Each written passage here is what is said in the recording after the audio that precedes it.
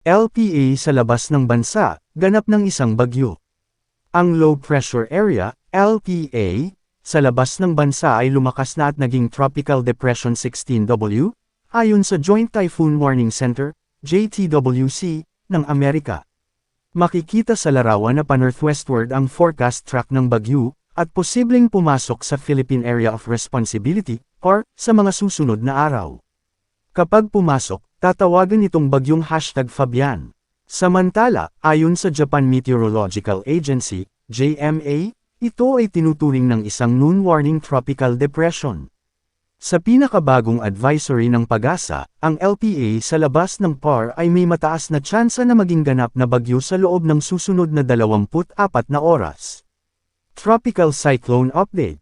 Ang isa pang low pressure area, LPA, na mataan sa layong 380 kilometers. Hilagang silangan ng Daet, Camarines Norte, ay nananatiling mababa ang tsansang maging isang bagyo sa susunod na 24 na oras. Mga dapat malaman, low pressure area, LPA-08A, Invest 96W.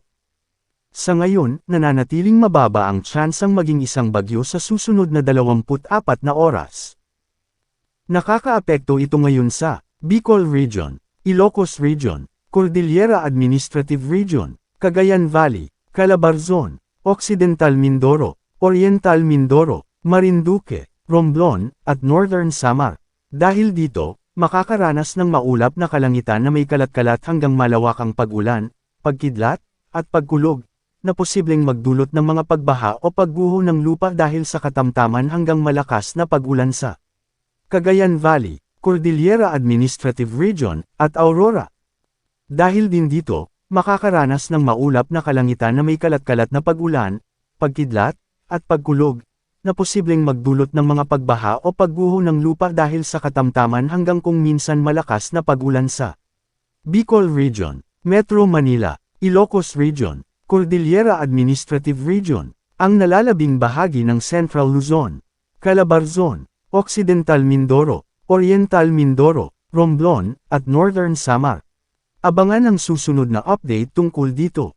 Low Pressure Area, LPA-08B, Invest 98W, outside PAR. Sa ngayon, nasa labas pa ito ng Philippine Area of Responsibility, PAR, ang nasabing low pressure area, LPA. At sa ngayon, katamtaman ang tsansang maging isang bagyo sa susunod ay 24 na oras. Posibleng maging isang bagyo ang nasabing LPA sa susunod na 3 araw.